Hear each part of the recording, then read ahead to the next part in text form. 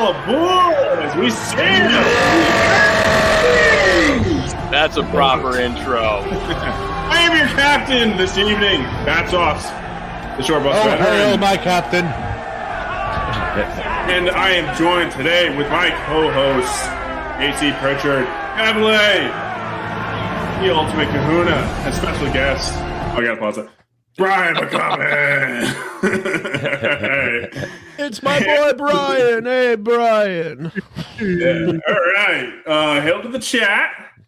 We got my wife down there, King Bab, and an animation overload. What's going on, guys? You said it wrong. It's animation overload. There you go. All right, what's everybody been getting into this week? Hold on. This is America Week, and you're wearing a Russian fucking hat. Excuse me, this is an American coon hat. How dare I you? retract that statement with equal ferocity. Excuse me. I take it back. How dare you try to take my American card on here? How dare you? I'm sorry, your tail wasn't showing. Whatever, you know. We need a how dare you clip. You know who. How dare you? Of Kahuna. How dare you speak like that to me? All right. Yeah. So, like I just asked before, what's everybody been getting into? AC, what you getting into, huh? I had a surprise visit on a heckle stream with my comic, and I won him over and sold a comic and made some friends. So here's to High Desert Comics, and Hell yeah. I appeared on some other ones. I'm really happy with the way the Iron Age marketing podcast stream turned out. So I caught good. that. Oh, Yeah, goodness, it turned out so good. But yeah, that's what I've been doing, just like graphic novel campaign stuff. So Doing the shows. campaign's looking good. Yeah, I should mention this is the pre-4th of July show, the official pre-4th of July show. Evelyn. America. Yes, Evelyn. What you been getting into, huh? So I got all kinds of things going on. Recently, I wrapped up. Well, I guess it's been a little bit, but we finished Shad's book. We're going to do a stream about that. We did talk about it before with Mage, but we're going to do a deep dive special video about that in the near future. Deep. I get it because this is show with the sea theme. I get it. I see what you're doing there. Yeah, deep. I just finished The Lucent by Michael Bancroft. I really enjoyed that. I'm going through AC's book. So I got 2 of the 3 stories done. I'm about halfway through the middle one. My song with Chill Kid done. That should be coming out here in the next couple of months. I got a song going on. Yeah, wasn't he done like a long time ago? No, I finished it way before him. He should catch up. Yeah, so I'm doing that. I got a song for Spars I got to wrap up, and then once that's done, I am working on a track for this fella right up here for his book that Brian just launched as well. And actually, on that note, I can I just go ahead and hand it off to our guest? And, Yeah. Well, do it. I was gonna go the Kahuna first. all right. Okay. Who you handing it off to? I'm the captain here. Back off. I've been sweating huh? on people at the gym. I go to work, wake up at 5 a.m, go to work, get off of work at 5 to 6, go do streaming and such, do my responsibilities at home. Then I go to the gym at 9 to 10 o'clock, and I get home at about 12. That's been my day recently. So yeah. What a stone cold fox. Well, Ladies. McCoppin, I know you probably don't really have anything going on this week, so nothing that we've really heard about. Oh no, we can't. Oh, he's muted. Your mic. Muted. What is he doing? I'll add the sound effect. Oh, we can't hear Oh you. no, we can't hear him. Get that fixed. Check this. It No, just worked like 2 seconds ago. check the settings on your end, Bat Sauce. Yep. He's like IT or something. No, it's not us. Sometimes it helps to just reconnect. I've seen this. It's because you didn't have him go next. You messed the order up, and that's what Cursed. happened. Cussed Yeah. us. A Either man of way. focus, commitment, and sheer Oh, shit, fucking I- will. All right, can we hear you now? Oh no! God. This dude works in IT. What's going on, man? Wait. I can speak for Brian. Brian, start talking. How's that? Any better? So anyway, guys, I There released you my go. book. There you go. There he is. Do you got something going on this week, huh? Nothing big, nothing special. No, I had a book come out 48 hours ago. Are you kidding me? Yes, big stuff. So excited about that. Excited about the sales process. Excited about Eva Lee helping me out. And today was a weird day. I was out on the boat, and I got picked up by a light. I got sucked up, and I was molested by gray men in gray suits. Based Russ. God. I've been telling my kids don't believe me. They're embarrassed. I drink and He claimed Russ. Now I have to go with. I've been crop dusting the wrong damn fields. You know. I have to go. Well, with let's get into Goldblum. that. I have to go with Goldblum now because he claimed Russ. Oh, yep. Let's get into To that. be This fair, he week- looks more like Russ.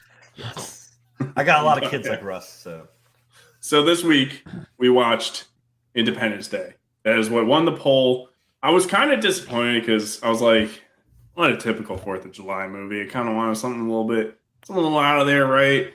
Then I'm rewatching it, and the beginning of it's like decent, it's good, and everything like that. And I'm like, okay, it's good, it's classic, it's whatever. And then you start to get a little later on, and then the speech happens. The speech drops. I'm just like, I'm fucking in it. I'm fucking in it. This movie's a fucking legend. Let's fucking go. Why don't they make All the movies way in. engaging like this anymore? Like the visuals aren't perfect, but they hold up surprisingly well. The movie's engaging from the get-go in a very short, quick scenes. They get you involved with every single character. Nice. There we go. Wait. America. Okay, we're good. Pretty realistic thing that happened in the beginning. I mean, we got a Marine that tries to marry a stripper. I mean, come on. only thing Story as old as time. only it's an off. It's more enlisted type of stuff. But like, I'm waiting for Seabats to comment on all this too. Wait. Seabats, do you have something to tell us? what do you know about the Driftwood? If you knew anything about Camp Lejeune, that'd be I thought hilarious. Donald Trump did a fantastic job in this movie. He was my We will favorite not performance. vanish without a fight. We will not go quietly into the night. No, we won't. Absolutely not. I said to myself, these aliens are terrible at what they're doing. If it was me, I would just. They're the ugliest aliens. The ugliest. We have the best lasers you've never seen. You can see their shoddy technology. All we did was give them a cold, and it was over. That's America for you. Frankly, we have Will Smith and Jeff Goldblum. Okay, the Donald Trump impressions. Jesus Christ. Never. Got to cut in there. I mean, did a hey, great it's job. nice they had like a young president. It's like just opposing, current day stuff. So that was interesting. Oh, it was so weird. I'm like, whoa, wow, he's like a third the age of those guys up there. What's going on? Actual Coherent. sentences? What? Imagine a young, competent, like heroic president. Wow, that would be something to say, wouldn't it? Did you guys notice that he basically became like what an ideal leader should be? Like they were very on the nose with like everything in this movie. They weren't sugarcoating it or hiding it. No. Yeah. Like At the end, he warrior was, like, leader. the ideal president by the end of the movie. When I was a kid, I did not expect him to be getting on the jet, even as a child. I'm like, he's the president. He doesn't do that. Oh, okay. I'm down. Well, before Yes. we go farther, Emily, why don't you do your little roll up of the movie, huh? Absolutely. So for those of you that have not seen this movie, it's definitely, we'll decide whether or not it's worth watching, but the summary is the aliens are coming and their goal is to invade and destroy Earth. Fighting superior technology, mankind's best weapon is the will to survive. Coming July 3rd, 1996. So that's when that Good movie year. released. I adjusted for inflation. I thought this would be a better metric than using the actual numbers because I think it was like 70 million and then like 600 or something. In today money, it would have been about 146 million to make, and then it brought in right around 1.6 billion. Impressive numbers, just like a 2 hour and just Not like a 2 hour and 25 minute 1.776 billion. Yes. Now, IMDb, 7 out of 10. Rotten Tomatoes, 75%. It was a 59 on Metacritic and a 4.8 on Amazon. And actually, the 59% on Metacritic, I'm learning that as critical of a movie watcher as I am, apparently I'm actually fairly easy compared to some of these pros. One said, the action is fast, furious, and loaded with explosive effects, but the theme is a regrettable return to the us against them paranoia that dominated much science fiction in the Cold War era. Aw. I bet his wife cheats. I bet his wife cheats. All I'm saying. Another review, they were and I was like, this woman cheats. spoilers, but another review, they were mad that the aliens didn't win. So they didn't like it. It's like, That is the most. That is the most grass-eating, toe-licking, degenerate Seattleite thing I've ever heard. So this movie was directed by Roland Emmerich, also known for The Day After Tomorrow and Godzilla '98, and starring Will Smith, Jeff Goldblum, and as AC alluded to, DJT himself, aka. He also did Stargate. That must not be ignored. Oh, really? It didn't pop up as one of his like notable movies. That should have been the first one. Yeah, I know. It's one of my favorite sci-fi films. Anyway, moving on. It's in the zeitgeist, yeah. So that's the rundown. That's a rundown. Thank you. Tremendous. Well, so I mean, starting off, like the movie was decent, right? Will Smith was pretty good throughout. Like he helped the movie going throughout. You lost me at only decent. Well, it wasn't until like this speech happens, and then the speech happens, and we're like, okay, this just bumps the movie up into S tier. Like it just starts to pull all that like decent stuff all together, and now it all feels worth it. Even at like a storytelling level, having 4 main characters of 4 different stories that kind of converge, that's impressive. Yeah. You got That's a hard thing to do. Marine, Yeah. you got just kind of the scientists and they're all kind of getting together at the end. Yep. The whole you have everyone, the whole party's there. Yep. And You got a prostitute. Stripper. It has that narrative momentum. It has that narrative momentum. Like, oh look, we're all together. Now what? Wink, wink. What do you think's going to happen? Wink, wink. Well, And it's yeah, time to kick some ass. well, look at some of the short scenes in the very beginning. Like they have some of these very short scenes that really endear you to the characters very, very quickly. And it feels like they don't know how to do that anymore, unless it's like we're going to give them a quirk, and then that'll be their thing. I love the kid being an opportunist. Like I just don't want to die a virgin. Oh, that kid! I'm like, you're the most 50-year-old American child I've ever seen. Well played, dude. Well I'm played. glad you brought that up, Bats, because I was just gonna say.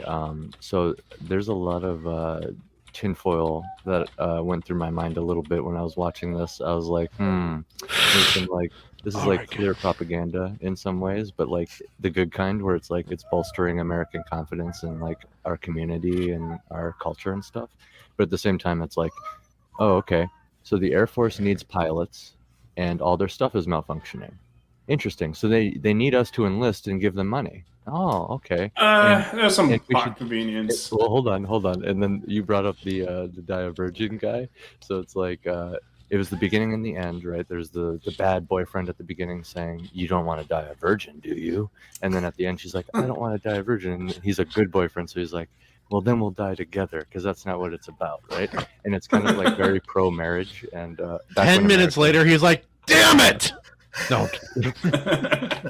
But yeah, you know what I mean, though. Like I don't know. It was I think everybody got together for this movie, if you know what I mean. Like literally everybody. Yeah. It's just really uplifting. Really uplifting story. No, but I I like how they agree get overall. the vet right in the beginning. That's kind of, I mean, like he definitely did not see aliens. He definitely did not get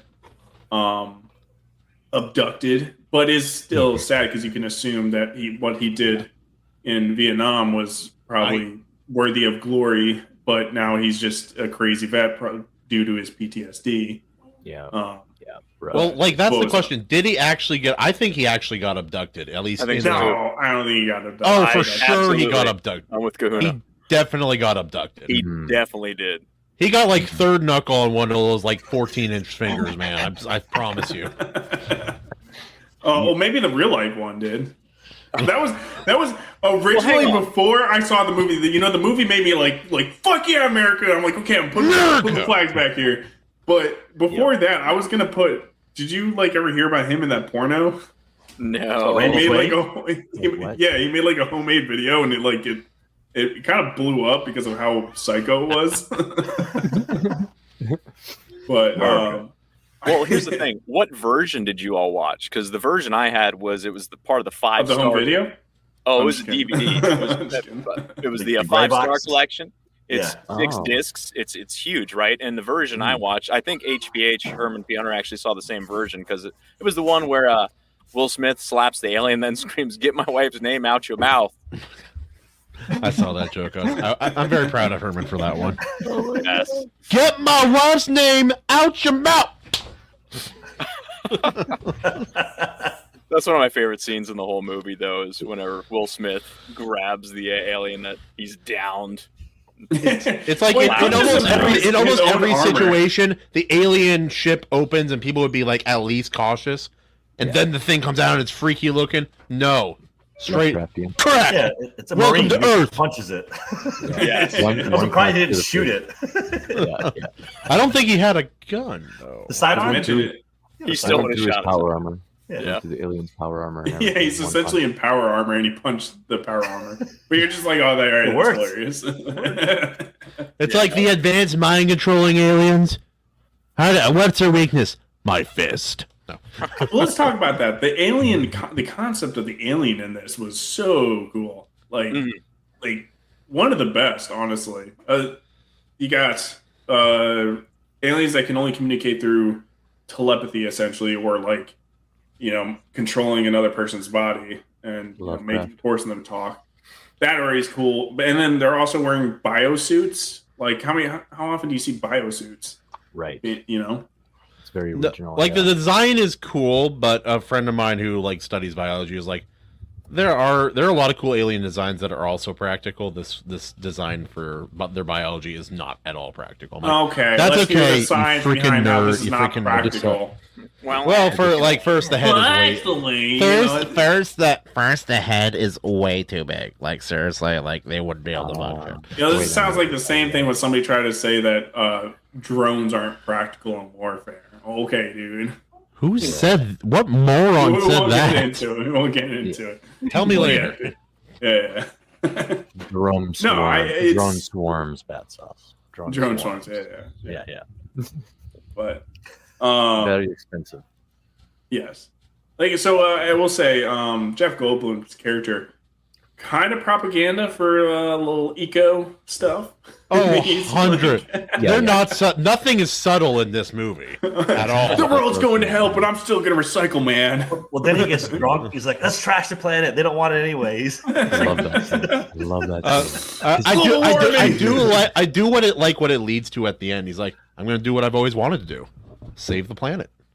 I'm like, And- Yeah, it's Okay, like, okay. okay, yeah. I'm like, It's it's worth, like that in yeah. this movie is worth it just for that line. Yeah, Okay, I it's fine. completely agree. Yeah, because you're on one hand, you're like, oh, okay, but yeah, thematically, like really, it works out. Okay. Also, what Yeah. what genius thought about putting Will Smith and Jeff Goldblum as these characters in the same scene? Like it's brilliant. Okay. It just works. Man. Enough with the fat lady. You're obsessed with the fat lady. yes. That way. No oops. No oops. He flips then the his- post-it his note over dad- to fly the machine better. Wait, His what dad- do you mean, John Lennon oops? shot in the What do you back, mean, very oops? sad. Oops. You're the best because you've seen this fly. I think that a part of the charm of this movie is you were saying all the characters are so likable for the most part. The who is it? The Secretary of Defense or something is kind of a Oh, he was supposed to be Oh. a cock, though. yeah, he's a you little bit of a need wiener. that.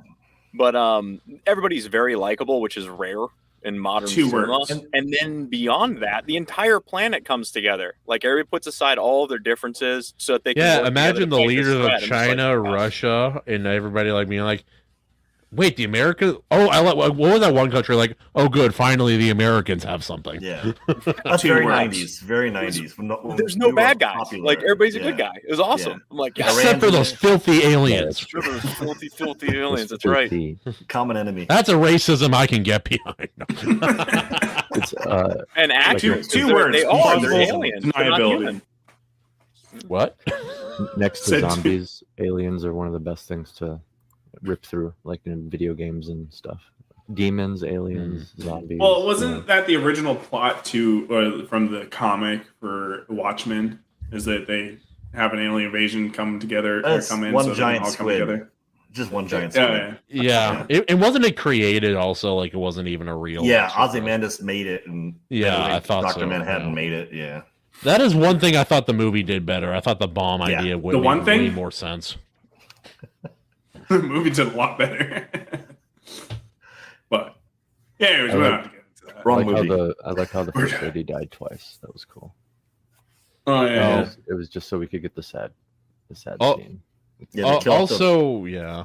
which is pro family. So overall, I actually approve. I just think if they would have just pulled the trigger on it the first time, it actually would have made the stakes matter more for the president. Like now, the president is even more of a badass because he lost his wife to these guys, and he's ready for some fucking vengeance. You know what I mean? Yeah. And we know that people will actually die. Oh, the first lady died. But anyway. Well, for camaraderie, man. Your president's flying with you. Like you're sure as hell ain't gonna let him down. Well, lead from the front. Well, Mhm. well, yeah, and there's something else they did in this movie too. It's like a lot of movies try to make you care about millions and crowds of people just being demolished by a tragedy. But this one, maybe they shouldn't have survived. That's a different argument. But having characters that you actually care about in the middle of a disaster zone, mid-disaster, really made those scenes a lot more effective in this movie than they are in most other movies. Mm-hmm. Dude, thank God the dog survived. I ran remember the watching fireball. that as a kid. I remember watching it as a kid, and it's just like you're just like anxiety's going like crazy. You're like, oh no, not the dog, and now you rewatch it, and you're just like, oh, of course the fucking dog. Well, I didn't remember if the dog actually made it. I was like, there's no way this movie kills a dog. Dude, it's an epic slow motion shot of the dog like smiling, like, there's a fireball there. When that scene was up, I was like, "Oh man, babe, you're gonna love this next scene. It's the best scene in the whole movie." And she's like, "What are you talking about? Is the dog gonna live?" And I'm like, "Oh yeah, and it's the best scene in the whole goddamn movie." And then right when I said that, she looks back to the screen, and it was right at the moment where he was like jumping in and the explosion. Dude, it is the best scene to be honest. You look over at your dog's like, cover your eyes. It'll be Yeah. okay. They're like, Well, there's a But- ton of really good like CGI and models and stuff. We were talking about how good they still look and hold up. It's not perfect, but man, the scene where the alien ships are first entering the atmosphere, it's awesome. The visuals are Clouds like of fire around it and everything. And whenever Yeah. the White House gets blown up or the cities, it feels like the city's getting blown up. It doesn't feel like cheap CGI that we're accustomed to. Oh yeah, and like there's a lot of practical too. Like I know they used some miniatures. They did some really incredible work in regards to scale and really showing you how big this Hurricane thing was. Yeah, it's really cool. One of the best things about it was the epic sweeping shots where it's like just like Will Smith in the foreground and he's looking over the valley and then like the ship is there and the city's destroyed and it's those sweeping shots. That was wild. The best, I think. It's like you can almost imagine the concept art for that exact like shot. You're like, I know what this would have looked like. That's so cool. Yeah, and thank God it's all practical. So like it's still. I mean, you can tell it's miniatures, but like, God, I'd much rather look at that than some terrible CGI. Exactly. Especially when the miniatures are so good. Oh yeah, Like really good miniatures with a little bit of effect, and it really works. I was really surprised. and the scene where the aliens are inside of that lab, or the alien is in the lab, and it comes back to life and starts taking out the different scientists. You could tell it was like a puppet, but it was still pretty intense. I'm watching like, whoa, damn, that alien's really getting that guy. Like he's in the room with them, because it was an actual thing in there, and I don't know, it just adds something to it. I remember seeing that younger. That was a pretty terrifying scene. Like, Oh, the yeah, whole thing it's very was- scary. Yeah.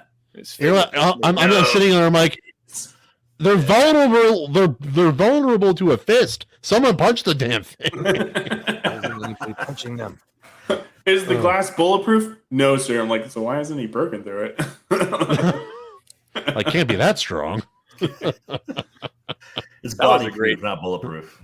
That was great too. They're like, "Is this bulletproof?" He's like, "No," and they're all like, Just unload on I him. was like, "Yeah, get him." Well, Good.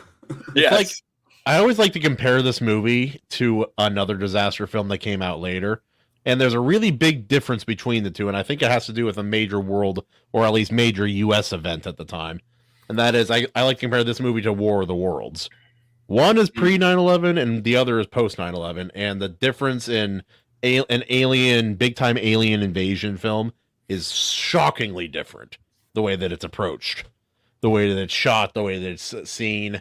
One is very patriotic and despite the terror, things are still cool. And the other is horrifying and scary, and there isn't an easy answer at the end. And it's like maybe it's not related to that, but it does seem like disaster movies changed after that. Yeah, there was sensitive. Even today when you hear a joke, it always makes me think back only 10 years ago, and it's like people still really weren't making 9/11 jokes. Like, that was a sensitive topic for a very long time. Maybe you weren't. Yeah, well, but you see the Twin Towers in the movies too, in this one. Well, there's even that Rick and Morty joke. It's like they're recreating disasters in the alien city, and they're flying. They see two towers. Nope, too soon. Oh. So let's get to the speech. So we got a movie that I don't even think it's really that debatable. Best movie speech of all time. It's one of them for Pretty good, sure. Yeah. What do we have to compete with that? Lord of the Rings. All three movies, basically. I was going to say it could be any of them. Yeah. I don't know, which rallying cry from Lord of the Rings would be better than this. The King Theoden one was really good. Ride of the Rohirrim, Aragorn's final speech. Yeah, I still think this one it's a lot more personable, obviously, than Lord of the Rings. So it just hits so much harder. Yeah, you're right. It's very true. It is very personal. Yeah. They don't really have Independence Day in Lord of the Rings. Or when Mel Gibson does many years from now, alone in your bed, will you trade all those days for this one chance? That gets me going. Yeah, Braveheart is. We've watched a lot of good speech movies recently. Yeah. Just a bunch of culture bombs. Every single movie that wins. We have to start cleverly picking all very historically accurate as well. Independence Day. I remember the alien invasion. I remember it. He's old enough. He was he was there. I was there. I was one of the pilots. I saw him fly into that freaking. So I saw him fly into that spaceship's nipple. I saw it. I was there. Dude, that scene was perfect. Predictable in a very predictable, but that didn't lessen its impact at all. It was so good, dude. Just because you see something coming, and this is for anybody writing, that doesn't mean they should. Just because it's predictable, it's sometimes the predictable thing is the best thing. It's a payoff. Payoff. Part of what we're signing up for. Yeah, and everything he was saying, I'm back, dude. It's so good. And that he doesn't even he doesn't really hesitate either. He just he sees the missile malfunctions. He looks at the picture of his kids. He's like, oh well, this is happening. I wonder if King Bob. They said, hey, the speech from V on V for Vendetta. Holy shit, he's right. That is a very good speech. Yeah. Anytime V in that movie speaks is I would consider that a worthy moment. So after he crashes into the heart of the ship, and they're like, "Hey, send the word how to kill the ship." Are the other countries ramming airplanes into the heart, or are they figuring something else out? And every single one of them had one ship with one missile that malfunctioned. Every single one of them had a country bumpkin flying a jet craft flying. It's like Estonia except for Japan. Japan had plenty of airplanes that crashed into that nipple. So Middle East is already on. We already did it. They got the dynamite on in the cockpit. Here we go. Oh wait, you guys are just figuring it out. We haven't figured it out. We just didn't call you yet. I forgot about another good speech. Jar Jar Binks in Return in Star Wars. Yeah, that's a great one. Yeah. The Republic.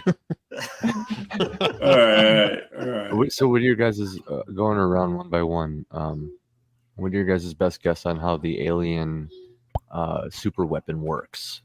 I personally think it's igniting the air, because how else would you get a very slow shockwave kind of cascading out in every direction?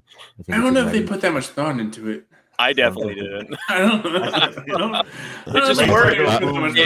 Frankly, works. I didn't think about it very much. I didn't think about it hard. I saw explosion. I think America needs this weapon for peace. Explosion, a lot of fire. Let's go. I treat it kind of like the atomic breath from Gods. Like it doesn't, like it only works like half the time. It doesn't make sense, but you're like, it's cool. It's like the Death Star on one generator. I think in Rogue One that slowly kills the planet.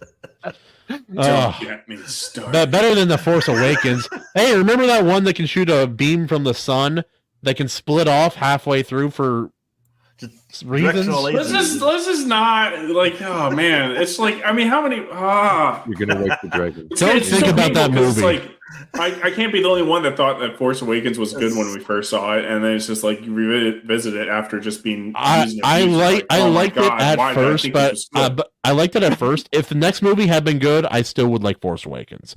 I like it the way I like warm Gatorade when I'm hungover. I hate Gatorade. When you're hungover, it's good. And I'm hungover every day. No. Independence Day. Independence Day. What's up, I like how the president is like, I claim this for the world. It's like, oh, like not one country is like, F it. Yeah, like he's the president. Let them do their. Yeah, why not? Oh no, my favorite part is they're like, no, I don't want to nuke. We have to get the people out of there or whatever. It's like, dude, the people are already out of there. They nuked it. He's they nuked it. That means you could send a nuke. He had a feeling though. He knew that nuke wasn't going to work. Yeah. I think it would have been funny though if he was like, is the target still there? And like, or did we blow it up? And the guy's like, negative. If he was like, send 2 nukes, and they just keep like ramping up. If you try increments, it's 1, then 2, then it's 5. After that, we'll have to negotiate. It's great. I mean, you're not wrong. Did the first nuke take the laser shield out for a while? Like, does it need to reset and recharge like in Star Trek or something? Well, it has to charge up to shoot in the first place. Yeah. So, yeah, I mean, yeah. It's got a bunch of aliens in there on like those bicycles to charge it. They gotta like get it going. They got like that's what that army in there was for. They were all just on like stomping machines using creating kinetic energy. That's right. One thing about this movie I love too, and it's true of a lot of '90s action movies, and this is something that I praised McCoppin for before in his books, is that it's not just super serious the whole time. You get these different aspects of how people would react in these situations, and some of it's harrowing, but some people are cracking jokes, and some people in the situation, like Readout pointed out, whenever they're Goldblum and Smith are sitting up in the alien plane and they're staring at the Queen. And they're like, well, I guess we'll light up these cigars and stuff. And you get all that. And the dad cracking jokes. It's cracking me up too. He's talking about the revelation that we had the aliens back in the 50s. And he's like, you guys had all this stuff? And the dad's like, I do love that the president didn't know. Yeah. He's like, we've never encountered aliens before. We've never had them in our possession.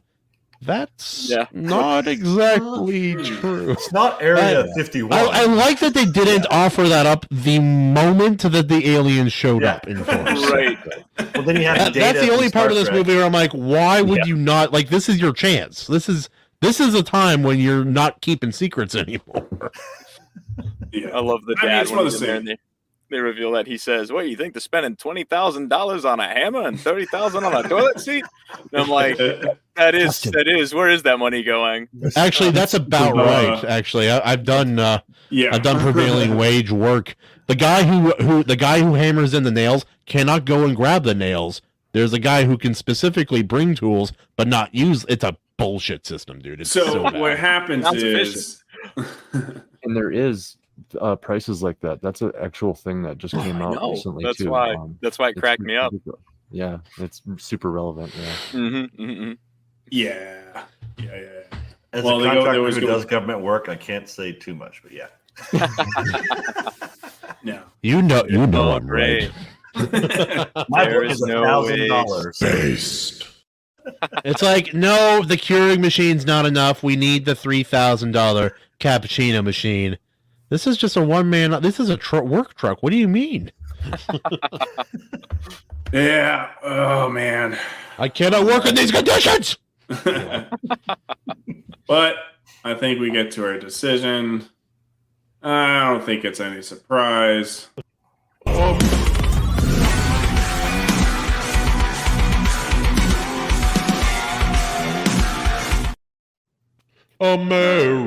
America. But I got a surprise. America. My shirt. I got my shirt, and I've got my pants, patriotic pants. Like Whoa, he's flashing us. We can't see it. We can't see it. Oh, nice. I like your invisible pants. And I was gonna break out my short. I got American flag short shorts too. Well, the only way to get them on camera is to remove them from the butt. So, But great movie. I might have been sour at first of it winning. Kind of wanted to switch it up from the norm like I normally do. But I'm damn glad that won. So good. Hey, you've already gotten your freebie movie. I don't want to hear it.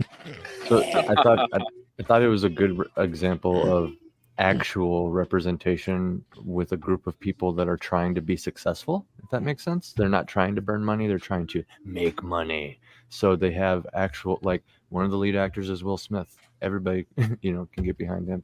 That's another more for like the POCs in the movie. You know what I mean? Even the there was gay. the whole spectrum. It's like the black guy's marrying a stripper. The Jewish guy's best friend's gay. Like Yes. the whole spectrum's covered. I forgot about that.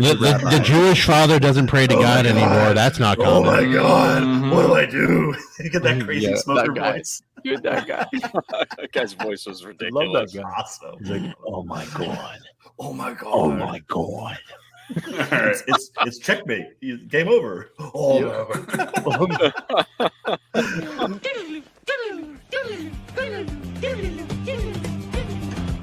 That's why that's there.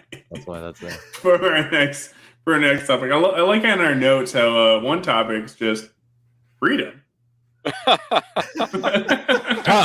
Topic of the discussion topic. Oh yes, interesting. Freedom.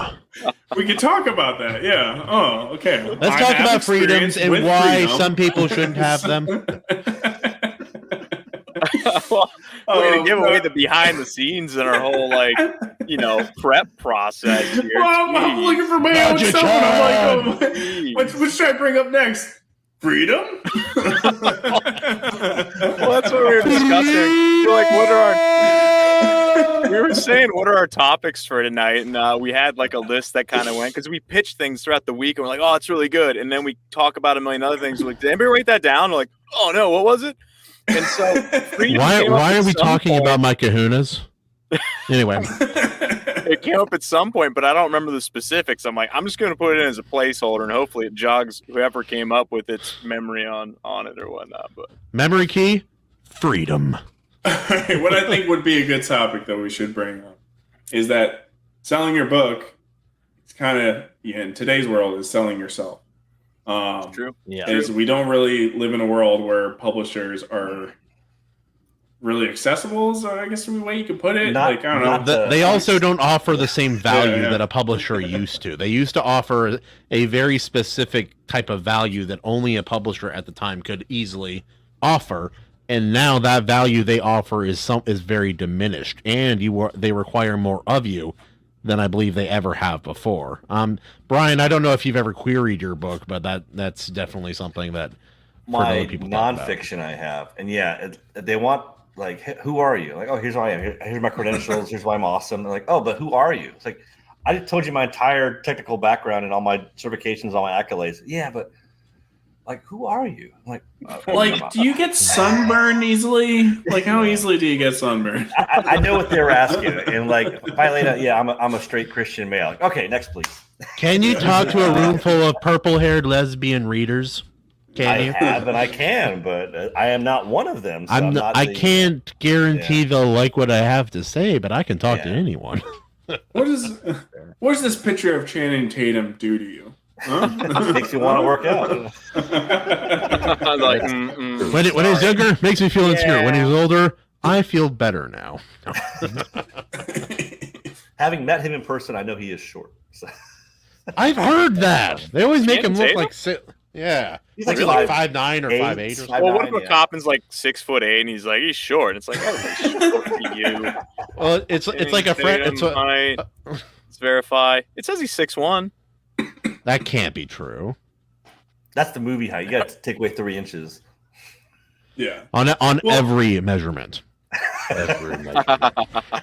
Either way, if I you have your am book- taller than 6'1" though, so I guess that tracks. I guess That's Oh, you're a big boy. You're bigger than me. everybody's I'm not that shorter tall. than I'm me. not is that 5'10". tall, I though. don't know.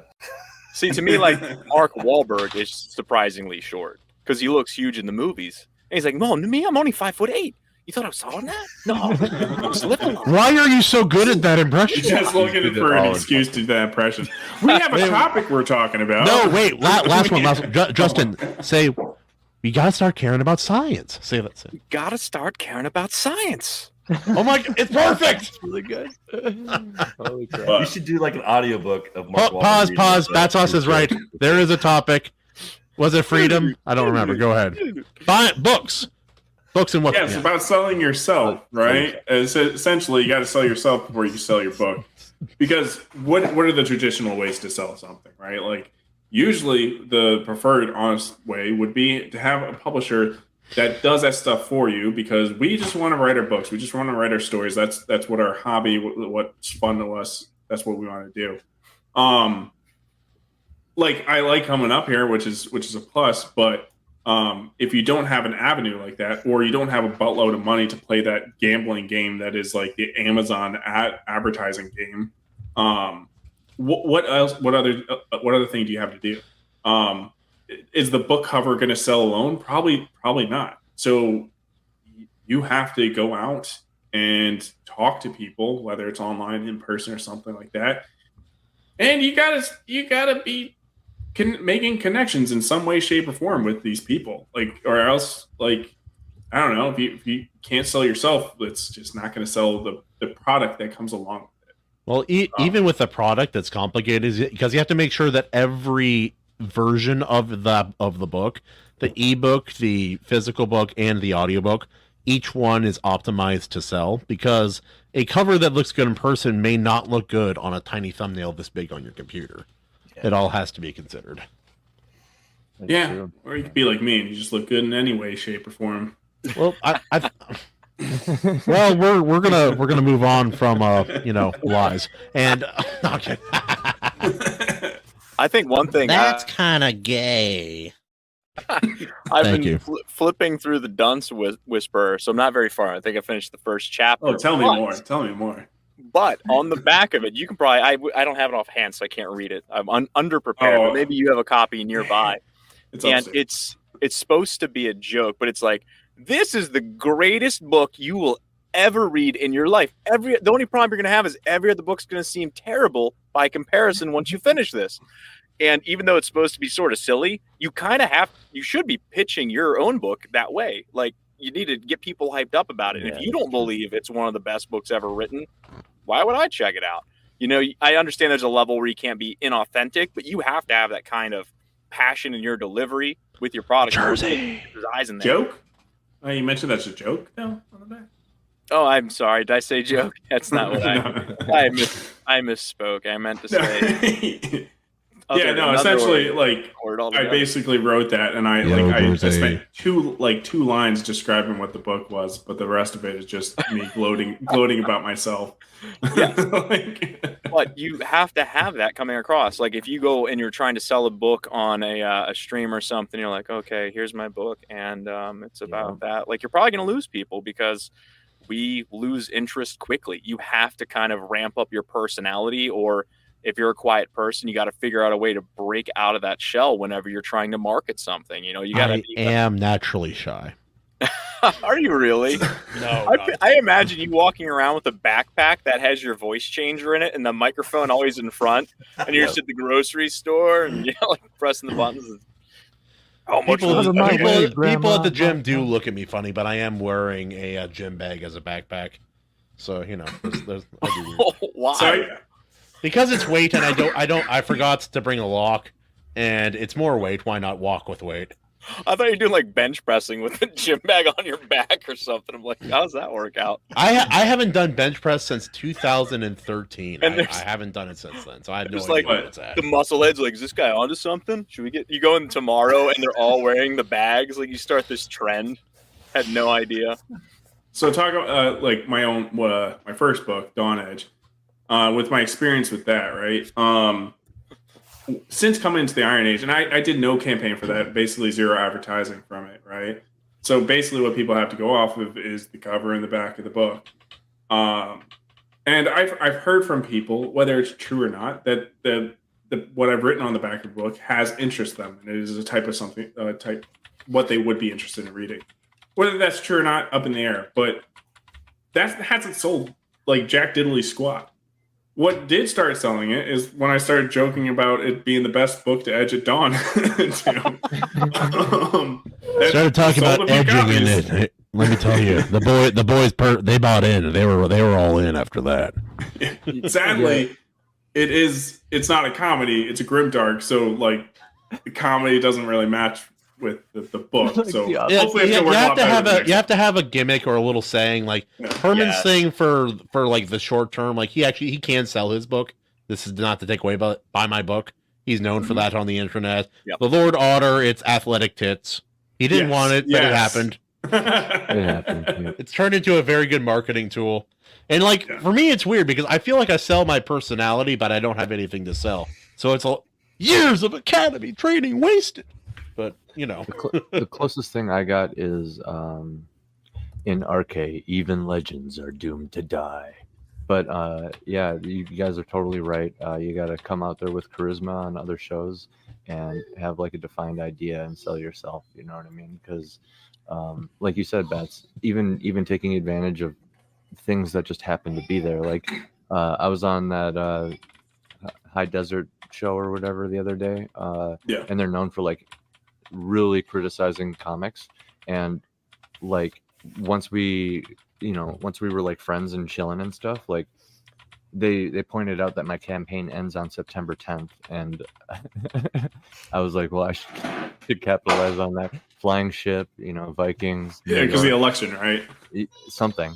Or 9/11, whichever. Oh, 9/11, yeah, that's right. Yeah. The election too. I could. Oh my goodness, the election, and there's a jarl and a king. Okay, yeah. So stuff like that. You're onto something here. Like, don't be afraid to just joke around with your own stuff. But then, like what Justin said, actually believe in yourself. You know what I mean? We've discussed before. There's the easiest way to win somebody over is getting them to laugh. Mm-hmm. So that's why it's like I resort to comedy first, and it's a lot easier even with a grimdark sci-fi book. But it's a lot harder to relate to, connect to somebody, to pull them in without using comedy, essentially. Well, I do think there's kind of two sides to this idea, because there are people who have built up their online personality first, and then they wrote a book to sell it. We all know of YouTubers who did that. Some of them were actually writers and were decent, but others were not up to snuff, so to say. Daniel Green. His is at least readable. There are others way worse than that. No, I understand. They're getting better. I'll say that.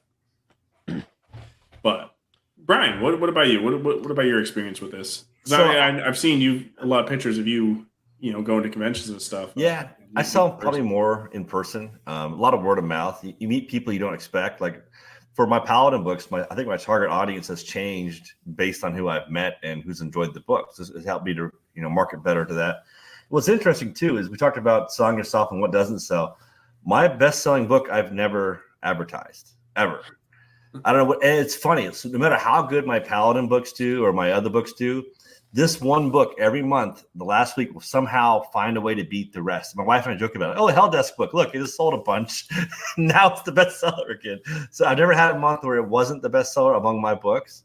Wow. And I don't advertise it. I don't really talk about it. It's just some random people in India and Australia and China will buy a bunch. I have no idea who they are. I never met them. Don't advertise it. So. Now, is that book, though, is it fiction? Nonfiction. Okay, so there might be something there, too. It's like some of the bestsellers out there are like self-help books and things along those lines. So it's not exactly that, but it's trying to help you to be better at your job. So kind of. So there might be something there. Yeah. It's gotten me a lot of work, because they're like, oh, you wrote this book, very impressive, and I could tell they haven't read the book. I don't care. They just like that I wrote. They like that I wrote the book. Sure. But like, I turn around and I'm like, man, who in Spain is reading this? Is there an English speaker in there? Like, who's reading this book? It has to like make some like recommendation list or something like that. It's got it. Like, I have no idea. I've never been wanted to push that book hard because I just use it to get work. It's not for me. I don't want to make money off it, but it keeps sneaking in there. And it's funny to watch. I'll see like some page reads show up one day, like 12 page reads, and then I'll see a sale.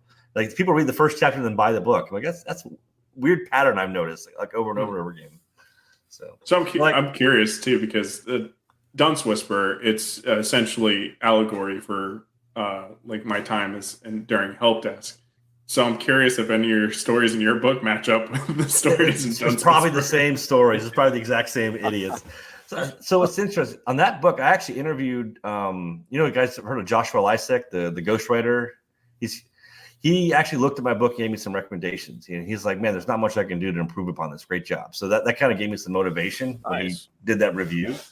Because he's like, everything's about like the hook. And my hook is, it's Hell Desk to Help Desk, salvation for your IT support. And I have a list of IT demons and the IT saints and the 7 levels of IT hell.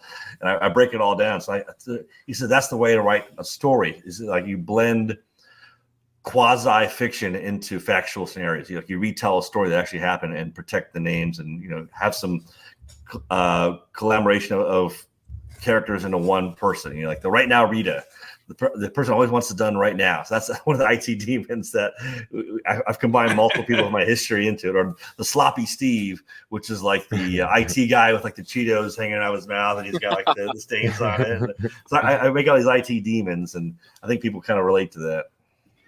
Maybe I should change mine from a fantasy. Say it's just it's a self-help book. You should. It wouldn't hurt to market it.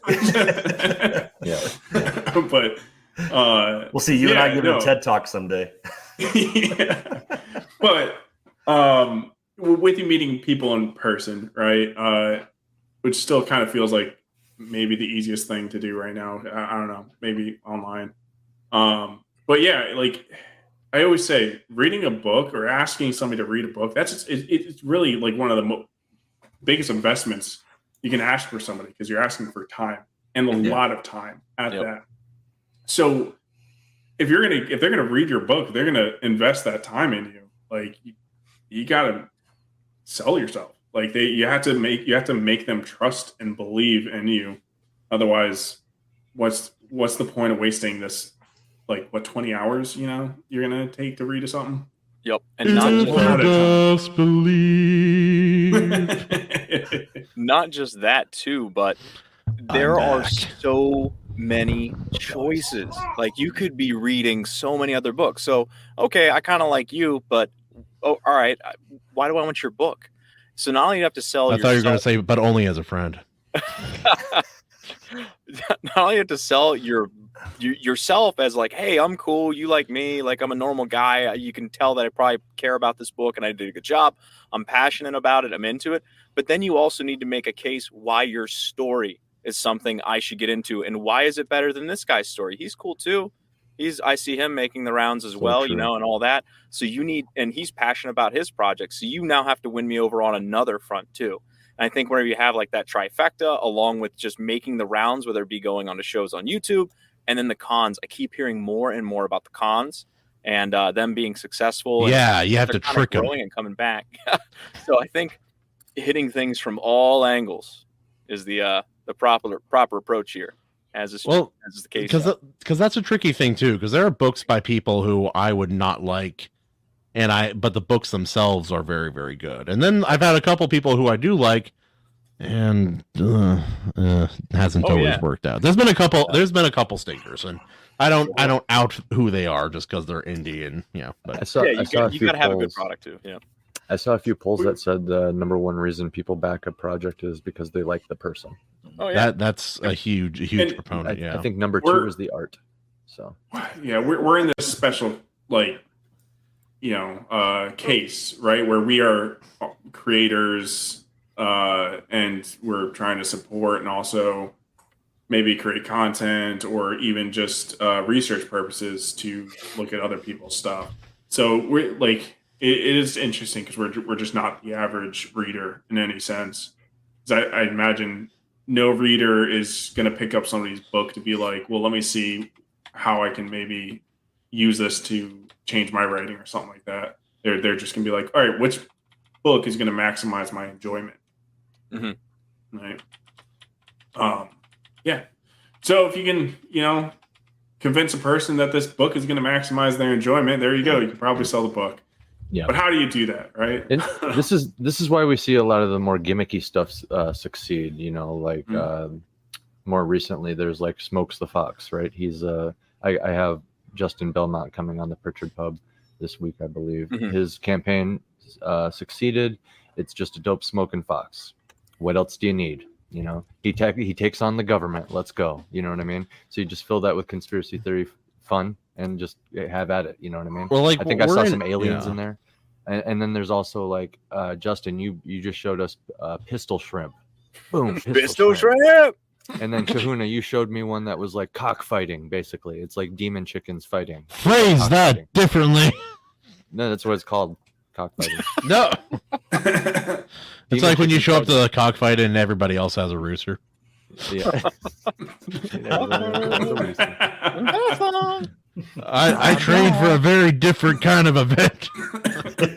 But you know No. what I'm saying? Like the gimmicks, the little merc made.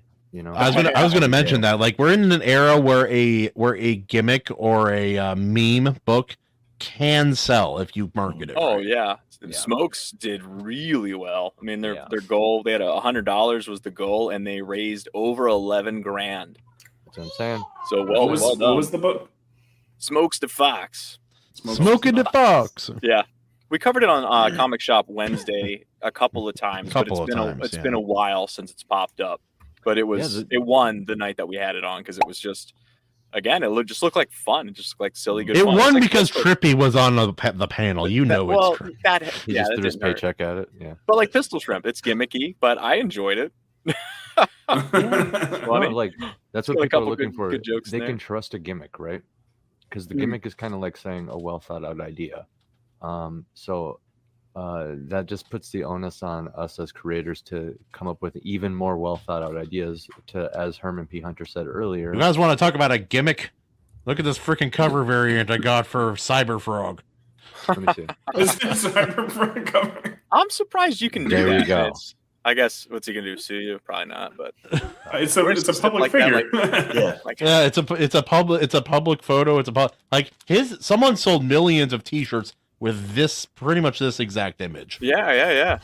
Well done. Well, I will say though, like when we're talking about comics again, it's a different market kind of, right? And it's like you're not asking for the same type of investment. I haven't had a comic that Yeah, that's I true. read that didn't take me longer than like an hour to finish. And a Mhm. book is free Oh. software if you want. If you already have the investment, it's still free, right? Because that means you've already paid for the software. So either way, it's like very low cost to write a book. Right. And you have more than just a book cover to sell it. You got a multitude of art to sell it. So Well, that's kind of the It's- advantage of going pulp, like doing something more pulp-like, because you can show off multiple images from the book, so long as they're not too spoilery. And it Hey, makes, Herman. like offers more Oh, sorry. art. You Go go, ahead. You go, sorry. Herman, you said you had Justin on Drawn and Quartered. Hey, I'd like to go on there. Just a side note. If you want to drop it by the boys, run it by me, or run it by them and get back to me. That'd It's be a cool show. I still need Yeah. to watch a show where they did your book, Herman, recently too. I missed that show, so I want to watch it back. Anyway, hey,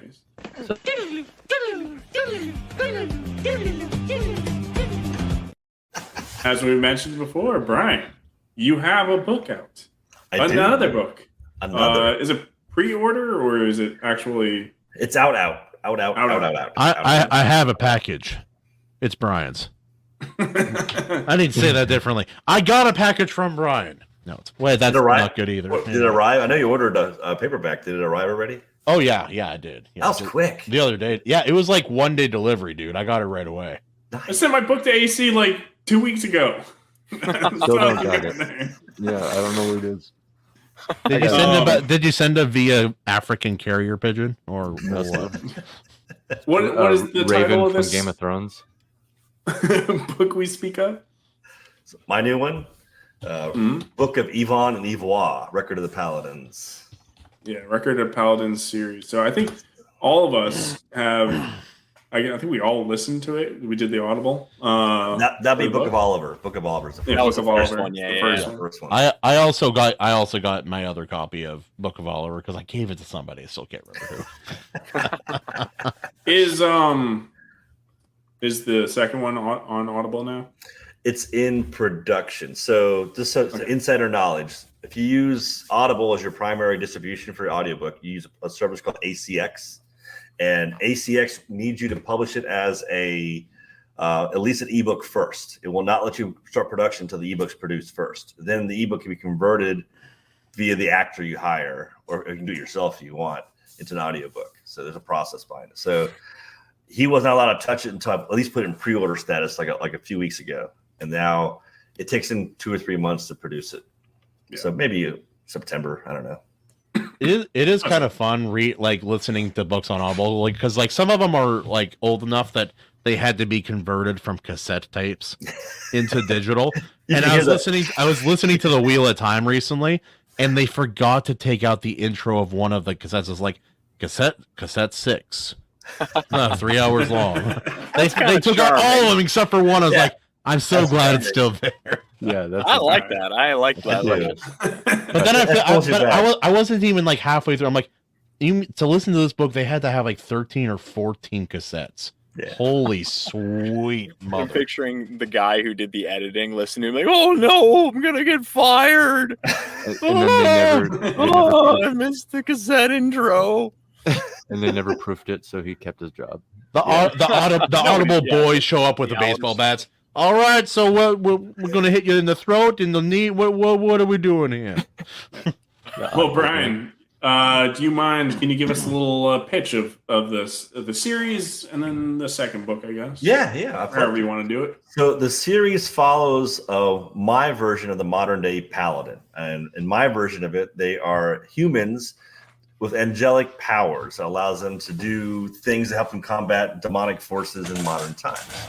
And the powers can range from impressive strength, predictive sight, sensory, and as each book is going to reveal one, except for book 2, that's 2 paladins that are new to the group. And as we go along, we're following an overarching story that gets us from basically 2013 into about 2020 when the world ends.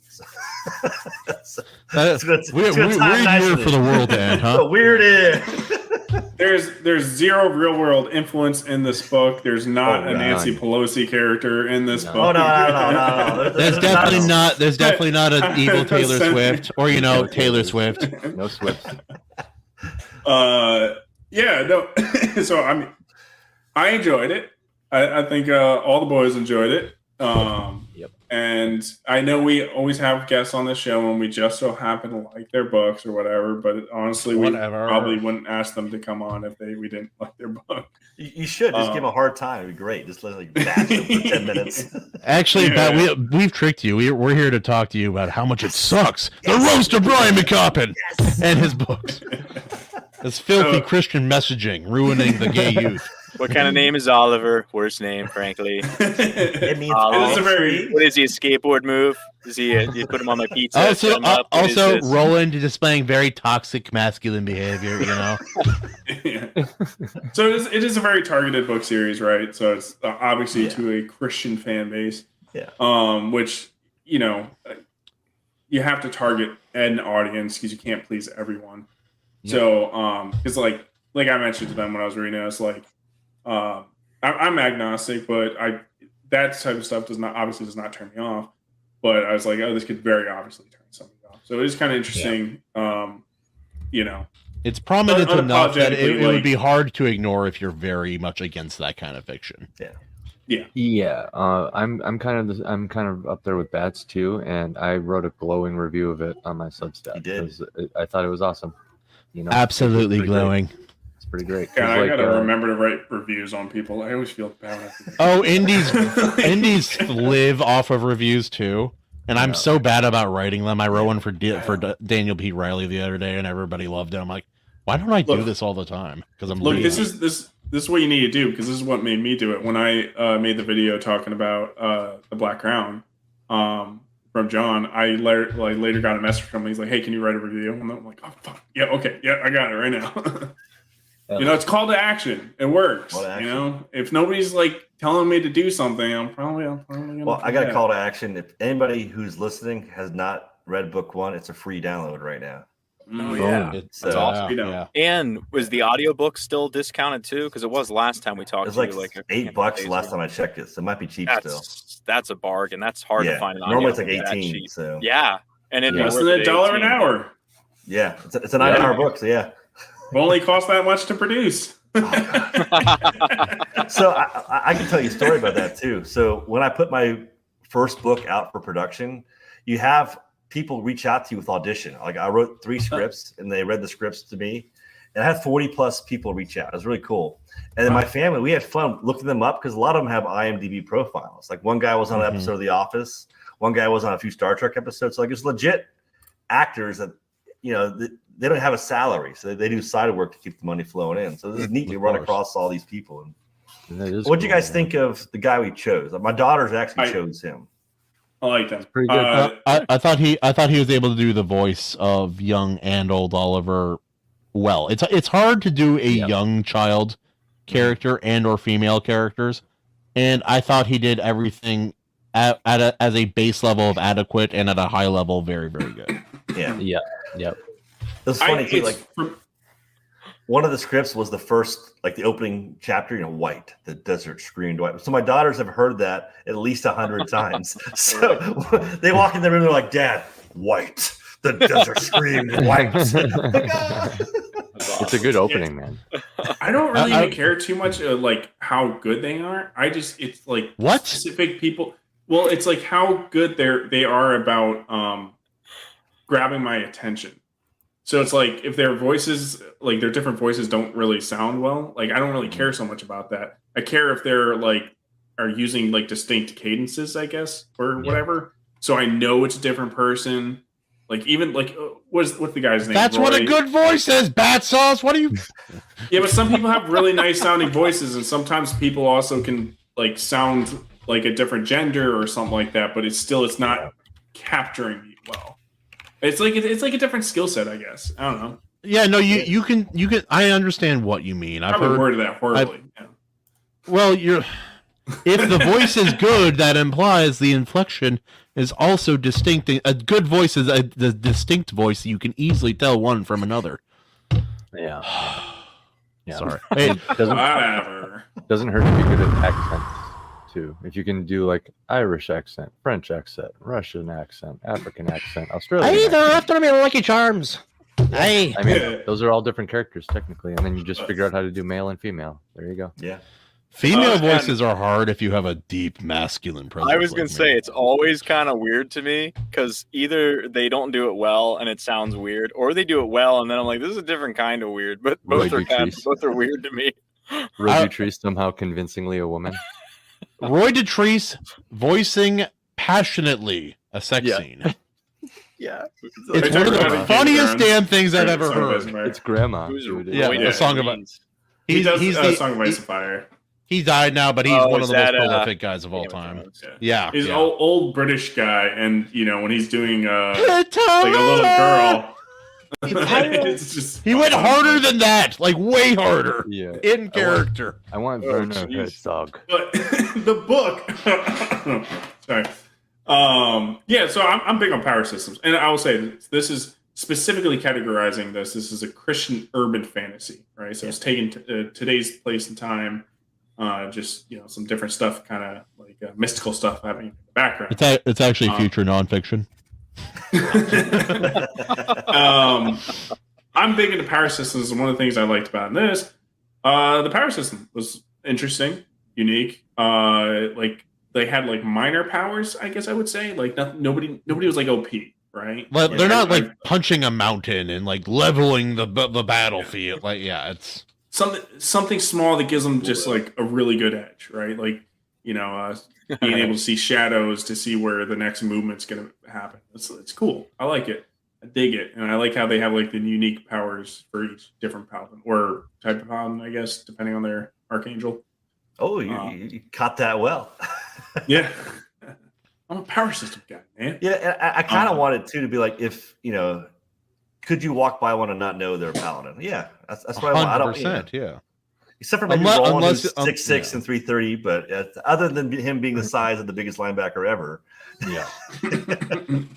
Plus, he only speaks in verse. He sticks out more than most. We'll Sticks out say. more than most. You could hear him and know he's a paladin. Like, who just said that? It must be a paladin. It's like everybody else walks into a room.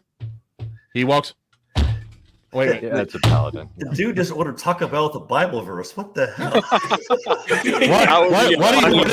How do you do that? why does he have a How do Bible it? with giant chains? Why is it like a 19 by 30-inch Bible? What's going on? Yeah, I mean, you want to have like your distinct, interesting characters. It's like, yeah, we got a guy who literally just speaks some Bible verses, and it's like, okay, what, is it more? It's like someone on the street. Do you have It's someone on the street. You want to make fun of him? No. I'm not sure what that guy just said, but I'm fucking scared. I'm following that guy. Who shit my pants? Anyway. But yeah, and also it's like you can always see like when people's interests and stuff like that bleeds out into the book, and it's just like, this guy loves America. Okay, waffles, guns, all right. Yeah, let's go. Very He fitting has, for the he has 4th of the July. stars on the shirt. Yeah. He has the hat, the flag on the hat, the flag in the background, and most importantly, the flag on his heart. If you're gonna learn to shoot, you're going to this state right here. This is the state to learn how to shoot. McCuppins This loves man's to- been wrestling gators since before you were a twinkle in your daddy's eye. What's funny is whenever I was reading about the part where they're in Ireland and there's like all this gushing about Ireland, I'm like, Ireland's all right, I guess. And then they come to America, like, America's great too. I'm like, okay, we're good. We're good. I know, like my Gotham national pride was being this close to being offended partway through. Yeah. And then I'm sitting there like, why am I having this reaction? This is so ridiculous. But yeah. 'cause it's From working. a fake character in a book, and I then they go know. to America, and he's like, "This is the most beautiful. Like America has the most beautiful, like wide countries and national parks of anywhere in the world." It's like, okay, you cool. It did make me want to visit Ireland though, like reading about it, because your passion comes across. I'm like, man, I gotta go to Ireland. This place sounds cool. Yeah. Hey. Sound nice. I've been looking for leprechauns my entire life. I dated one that could have been once. Who knows? But anyway, moving on. Oh yeah, but no, talking yeah. about your books and talking about like marketing and selling yourself. You like we talked about this on your show too, Brian, but you have the shield symbol Mhm. and the cross on the shield, and that's a very easily identifiable, very popular, like very visually aesthetic and meaningful. Yeah, see, like right behind Justine, right there. Very sexy. Well- No, it's nice too. Like we'll wear it just around my family, and they're like, "Oh, look at the Crusaders." Like, well, how about Paladins? And I got bookmarks, so Yeah. I'll carry it in my pocket. Like, hey, check me out, man. This just Was it you who was putting them in your books in the store the other day? Yeah, I'll go into. I I'll knew go to that was bookstores you. and drop, like, why not? Why not? It's no harm. That's actually a really good way to market Oh, stuff. I like it that. is a great idea. You find yeah. books I that gave- kind of in your genre. Like, oh, here's a bookmark, man. I gave you a pretty good deflection for the Crusaders thing with the cross of Saint whoever. I gotta look it up. Yeah, I was going to say on the back it actually says so. I hate Muslims, but that's a whole different.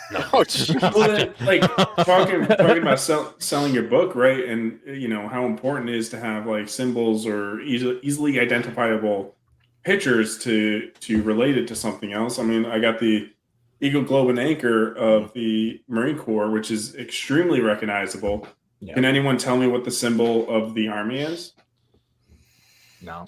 No. Sniff. It's What is the green, Navy, isn't it? right? Isn't it Snake. green? No, it's just Army, I think. Just written out. It's just words. It's like all the other branches are. I know it now that I'm looking at it. It's the star. It's a gold outline on a white star with a black The background. star is like Hmm. Yeah, I have seen the star, but yeah, it's like they don't have like an army symbol. It's like same thing with the Navy. They don't have like a Navy symbol.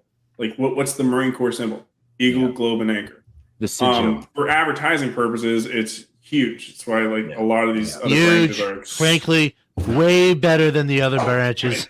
There's like certain vocabulary we can't say on the show without triggering Kahuna. I can't. I don't mean to. All the world feared the golden eagle of Rome at one point. So yeah. You know, it's funny. I'm looking at these other flags, man. They're actually pretty cool. We should know them because they're the Navy one. It's cool. It's like there's a boat. And it's got it's a big boat. Yeah. Boat with a bird. Yeah, show us those seamen. Bird and a boat. When is it changed? Oh, and that was the cross. The cross of St. George, by the way, McCuffin. That's what it was. St. George. It's easy to remember because George. There's every saint has their own unique cross too. So it's like you're gonna run across a cross.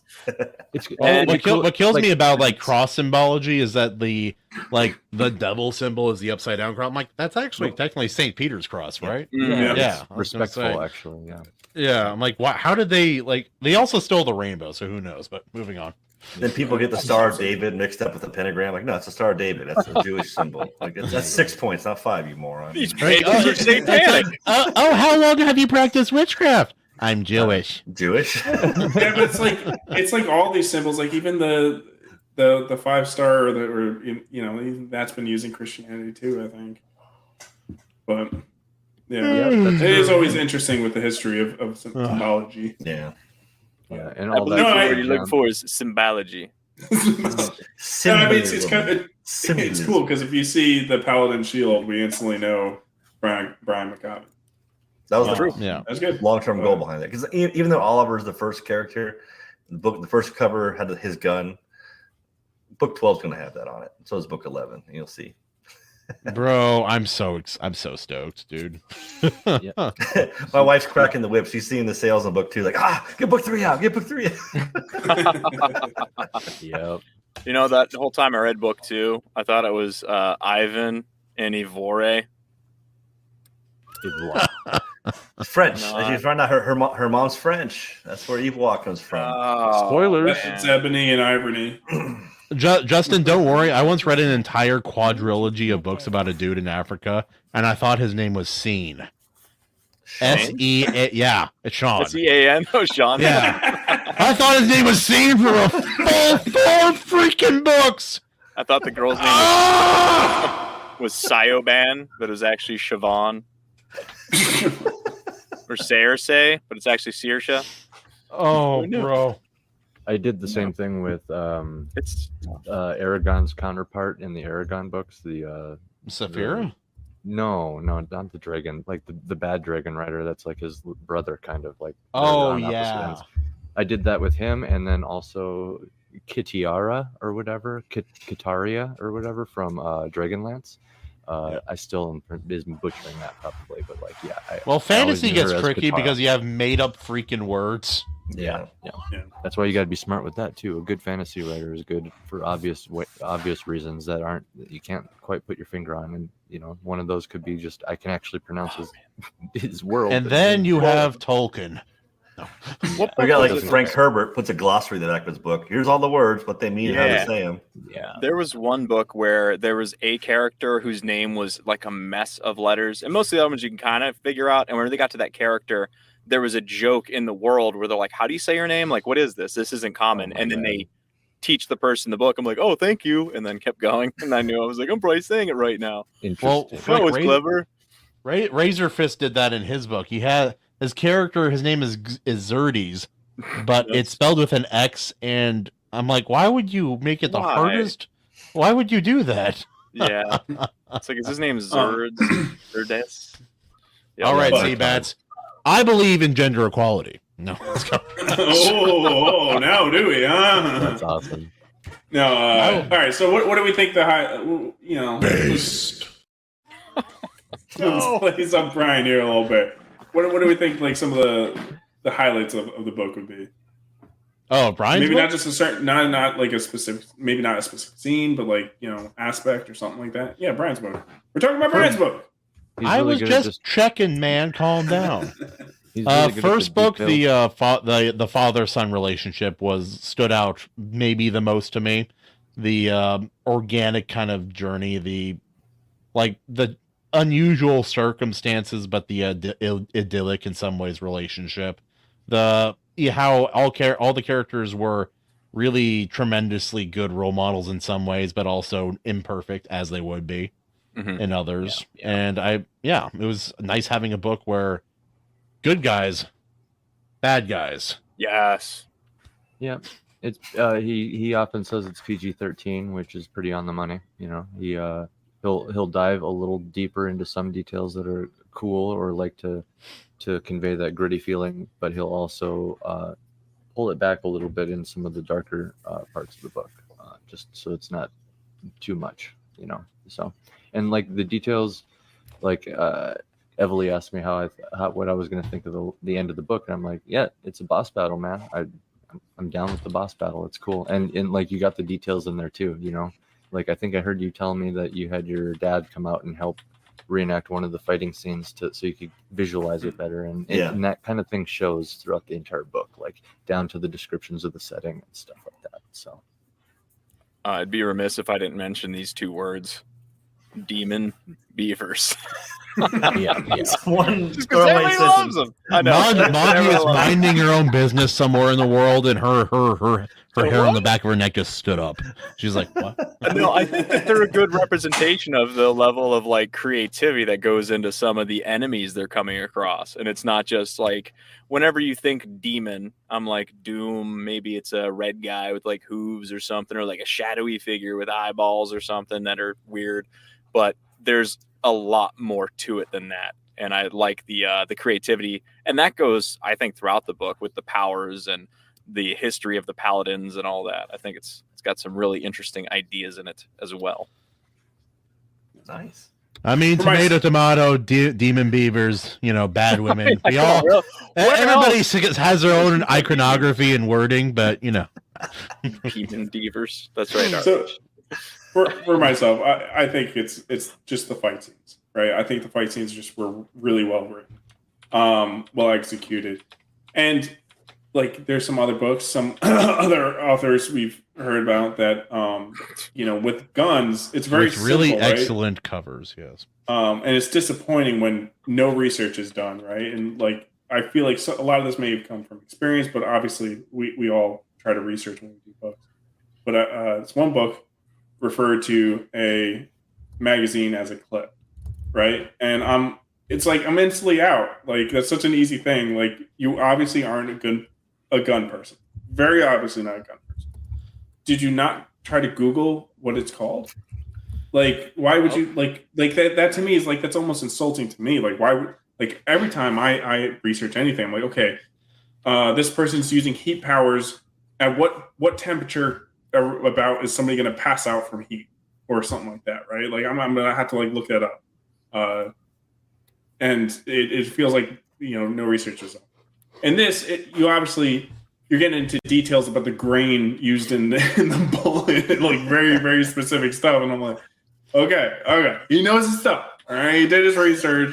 Somebody use Chat GPT. I mean, I'm a shooter as well, so you know, that's. I got my own collection. Good tell. Oh, yeah. You know what I used to say to This piss hat off you all. give me? You know what I used to say to piss off all my shooting buddies? Oh, pass me the magazine clip. I call it bold. Never failed to piss them off every single time. It's like it's the most like overly blown like gotcha moment once a newbie calls it a clip and they're like it's a magazine, and then like newbies that no guns for 2 seconds they'll start to call other people out. So it's like when I see that specifically in a book, I'm like, how did you miss that, dude? Google exists. Fuck Christ. You know, like back in the day, I could have understood it. My dad would take people on bicycle tours at the top of Haleakala, and they would look over at Oahu and be like, "Is that Japan?" Okay. And he would do the responsible thing. Yeah, why? Yes, it is. Like full bore, people would ask that more often than I'm comfortable saying. Imagine just having someone be able to lie that way to you, and you just buy it. You're like, "Oh, that makes sense. Yeah, I could see it 3,000 miles across the ocean." All right. Yeah, All clear right. it. Cleared it. Maji says that she had to watch lots of instructional videos to visualize her fight scenes in her book. She's currently writing Legends of Shalar. Maji, that's a good strategy. Have you tried getting punched in the face? That's how I did my research. Listen, any author that writes like fight scenes or have people die in it, like their Google search, like I kind of just hope the cops don't see it. How to hide a dead body, dissolve. Oh, Did you ever boy, come this is getting as you're doing your research for your book? Did you ever come across an interesting or surprising fact like that, where you're like, "Oh, just something. I just need a throwaway thing here." And you're like, "Whoa, really?" Yes, a Yeah. buttload is 146 gallons. Oh, what is A buttload. a buttload? Yes, it's a real unit of measurements. 146 gallons. I believe. What is that's that right. in liters, though? Roughly a shitload. Bro, you're killing me. You had that. You had that in the chamber, bro. Ow. Salt chamber. He's like, I should have. All right.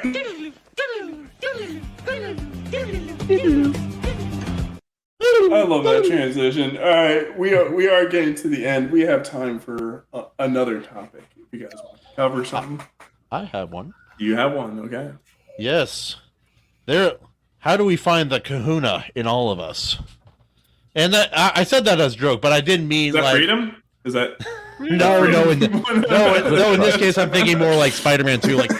Like story, like a good story has a way of displaying the hero inside of ordinary people. It's ordinary people put into extraordinary circumstances who respond in a courageous way.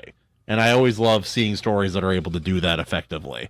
Like, not every story has to be about the farmer who becomes the hero, but those stories work really well, and I've always enjoyed that about stories. So some of them are the Marine that married the stripper and is now saving the United States. some of those Marines are in this very room here. Yeah. And didn't you just say the farmer that becomes the hero? Isn't that a little redundant? Yeah, that's fair. Are you saying that all farmers are heroes? Farmers are heroes. Farmers and truckers, man. One of them stops. Do you just try to insinuate that a farmer is not a hero? How dare you, sir? Rolls up, white sleeve covered arms. Let's They go, are Sonny. You're gonna Farmers find are out today. Are the backbone of America, sir. What did you say about bone in the back of America? What? Anyway, but yeah, no. What? Go ahead. No, I was gonna ask you. Please go more detail. Oh, well, just on the topic of like heroes and stories, do you like? Here's like, I guess we could start off with a basic question. Like, do you guys prefer someone who is predestined and of royal or important blood becoming something great, or do you prefer the kind of true zero to hero kind of story? You know, the opposite of the movie Hercules, which has a song Zero to Hero. He was never a zero. He was always a demigod. He's like a 12 at birth or something. They're like, zero to hero. I'm like, what do you mean? He can lift a mountain as an infant. He's strangled a snip. Why did they try to make him Rocky and Superman? I'm sorry, that movie has some things about Well, it. the Chosen One theme or trope, is definitely not a favorite of mine. Hey, that's not to say it doesn't work sometimes, but it was I'm always going overplayed to for a prefer. long time. Yeah, I mean, we have Sanderson's Elantris, which it's I guess you have a guy that was supposed to be destined for some great stuff, but then kind of gets a disease, and then don't has to do spoil great that stuff. book. It's a good book. Well, that's not spoiling. It's like right in the beginning, and has to figure out how to become great, and help people in other ways. We need to find the magical cure for syphilis. That's Yeah. no. Well, like if we're going with Sanderson, we could go like there is the hero of ages, which is a predestined thing in Mistborn, and not getting into spoilers for that, but that is kind of a chosen one style thing in that regard. Yeah, that was a choice. a choice. Yeah, You know, I think I a no, lot of it's- my characters start at nothing. They're very mortal. It's hard for me to like compare them to other authors because everybody's characters always become so freaking badass, man. So, I mean, I got to get clever with that and start pumping out some more super characters, I think. Well, it's like there's this weird antithesis to the powerful, like, pure blood, like, son of the king hero from back in the 80s. Like, you don't have to have them be royal. You don't always have to be like the biggest, baddest guy on the planet. But now they're modern fantasy books that are about nobody's doing nothing. Yeah. It's called cozy fantasy, and I don't see the appeal. A Like- story, by its inception, is about conflict. And of course, they have conflicts about other things, but why would you make this fantastic fantasy setting and then have someone running a coffee shop? Life is about a struggle. No, Justin, how dare you? No. Kahuna, Wait, I know I- why those books are popular. I can tell you exactly why those books are popular. Tell me People why. have such boring lives that a slightly interesting life is more entertaining. Oh, Like, it's just they're so. You're right! Damn it! Anyway, moving. So are you talking about that? So I've never heard this Fair. genre before. I guess. Cozy fantasy or Cozy cozy. fantasy. Yeah. Are you talking about, was it Coffee Dungeons Wizard? This sounds awesome. Dungeons Yeah. and Lattes? Or You whatever ever it's wanted to called? see lesbian Dungeons orcs make and coffee? Yeah, Me neither, but it happened. Legends and Lattes was a big seller. Legends and recently, Lattes. where the two orcs or lesbians or have a coffee shop. Yeah, it's What's the fucking point? But I don't it's get it. like some It's like, meant to look. It's flat. meant to look. The conflict is interpersonal. It's not. yeah. It's not like a big world or even like village-wide event. well, Like, no, yeah, Yeah, that's but like lame. there's lattes though. Yeah. Like How bad could life be? They have lattes. Are Yeah. there magic So- lattes? So I know, imagine see? you're Now we're like a getting secretary for like a really crappy office. And like you hate your boss. You're just some Oh. lonely secretary, and you daydream of owning a coffee shop with your lesbian lover, and you just happen to also be orc. And a little tusk. like That's the story. so. I mean, 72 people in America. Apparently, there's more than that like this book. This sold like Yes. crazy. it did. Yeah. It And we got recommended. kickstarted this genre. It's not. Yeah. I don't like it, but So I don't. Oh man. Now But I'm here's the thing, interested in right? Farm Boy Coffee magician empire. Like he builds an empire, and it's like this huge series. And I too would, big. yeah. Too big. Like No, I want to Well, go okay. big. You can. I mean, I guess you can have a fantasy book that doesn't have like a major conflict or something like that, and He saves but like the world. latte thing just takes me out of it because you're talking about a current day thing. Like that's like Just call something you're out of fantasy now. You I intertwine too much. if you're Yeah, really clever, yeah, I something can like buy that. into it. But you need to be clever with it. Like, can you imagine Dalinar like running a or like Dalen from Shadow of the Conqueror? That's like in his old age, just jumping off and Kermitting sewer slide. He like just started making coffee. Well, you would work a tavern, like have it in like a what would like the coffee shop of the fantasy world be? But I mean, you're already saying lesbian orcs and stuff. I'm like, okay, there's 1,000 reasons to be out of this, but I'm more kind of interested in this just cozy fantasy idea because it sounds a little bit of like the first And half of I the think Dunce it's- Whisperer. What's happening to Oh. our other media, like Star Wars, is getting destroyed by people who don't want these epic fantasies. They want this safe, easy, low involvement, low risk stories. It's just like, oh, it's just kind of coast along and happy doodah. I guess, you know. Well, your daughter's reaction to just the poster was it shows what's quintessentially wrong with every modern Star They are. Wars thing right They now. are. She's Well, like, I mean, why is yeah, there but, like, blood? it What's just sounds going like on? a drama, a drama done in a fantasy setting. Soap right? opera. Soap opera, yeah. Yeah. Yep. Which I'm like as a genre, like fine, I guess, right? And with Dunce Whisperer, it is literally the guy's working a tech like what you would call it like an IT equivalent of a job in a fantasy setting. Now it does change. There's a mystery and stuff like that, but like I Is this think out? it's pretty. What's that? It's not out yet. Oh, Somebody's working on the cover. No, but I mean, like, That'd be me. I feel like it's pretty darn entertaining and stuff like that. Having a guy fix, instead of computers and stuff, they're fixing wands and other type yeah, that sounds great. of equipment, right? So like really- that way, Have I you, would have you consider rebooted like, your wand yet? Like, have you tried de-illuminating and re-illuminating the tool? So when the witch brings in the wand and it's like, oh wait, this one runs off electricity. It's just so weird. Yeah. I've got a Linux wand here. Can I use it with my Apple system? Oh, I'm sorry, man. It's not gonna. well, the witches are to use pseudo magic, so that's a whole thing. Why is this installed on your broom anyway? We're speaking a different language, but this is great. Two IT guys are like speaking. Bro, look, I guarantee you're gonna love it. But like that aspect of the book, and like I tell people, like halfway through it turns into a complete action with comedy. But like that sounds like it fits the cozy fantasy genre. So like that on its own, I think can work just fine. Yeah. It's when you start adding the lesbian orcs thing, but also the fucking the lattes thing. Like I don't understand how this is like fantasy. Like Not the audience. There's no escapism of it or at all.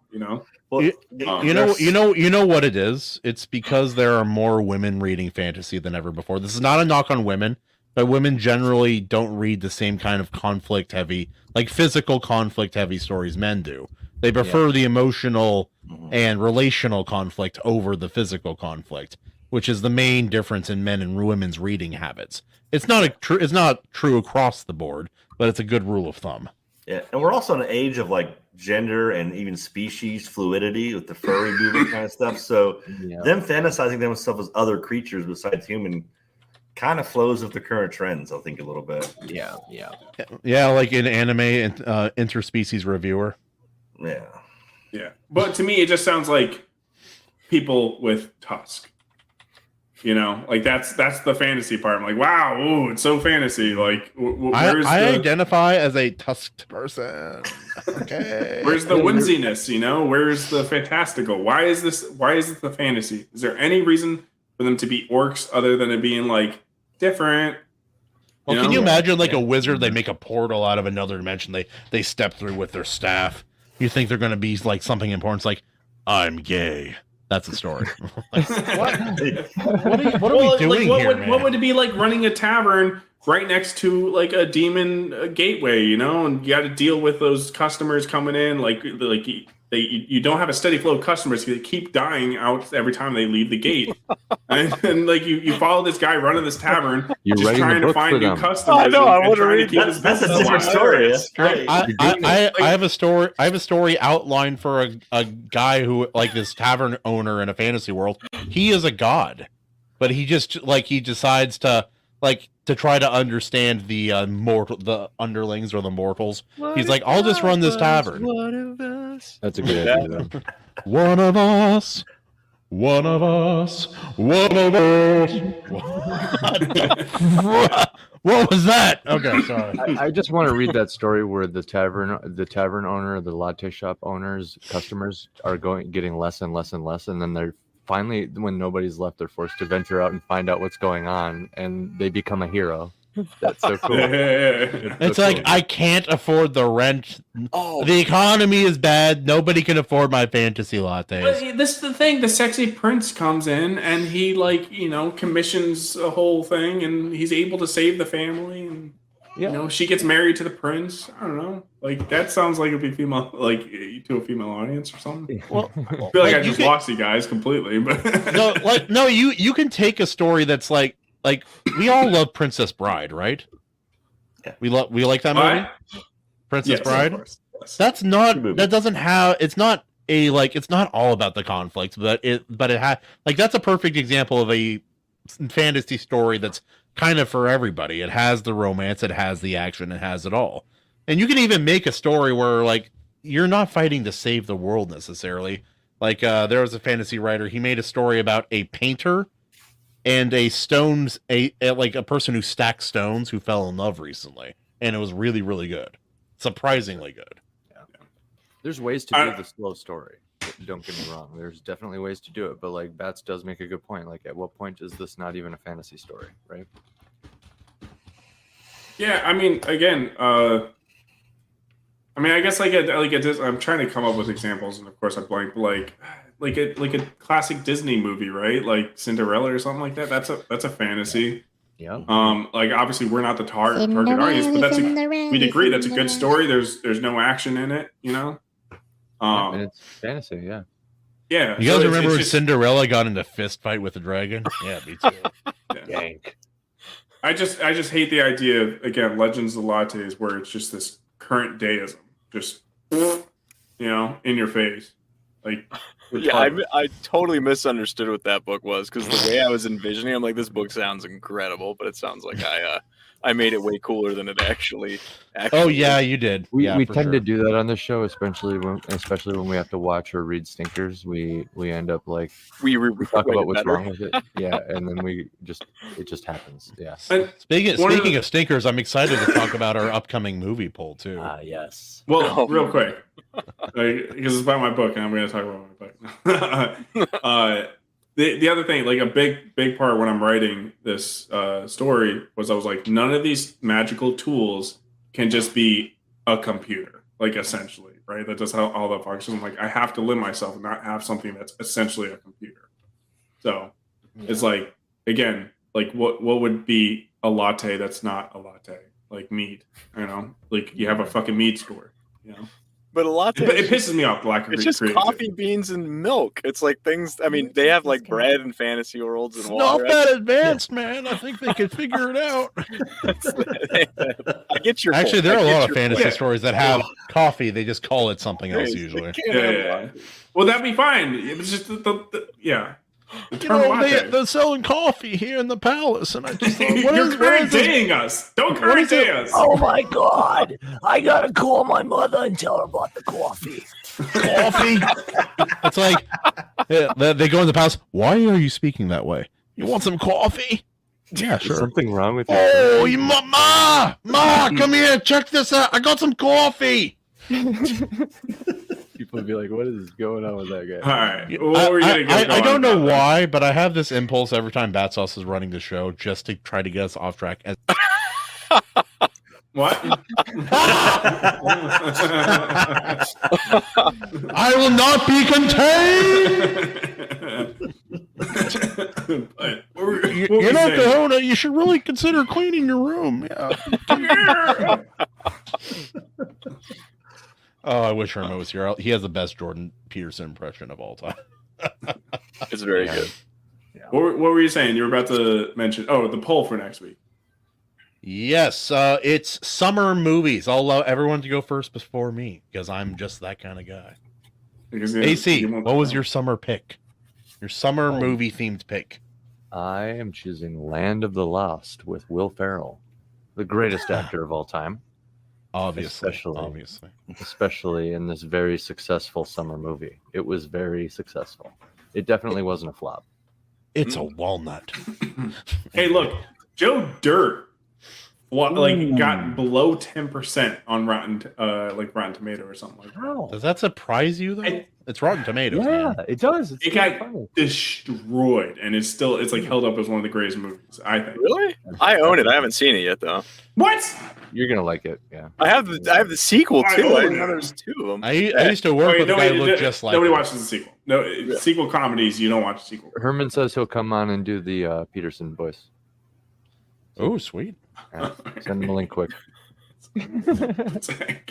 Pop that link over to him, boy. All right. Gotta have wait, the- see what takes- All right, Emily, what movie are you doing?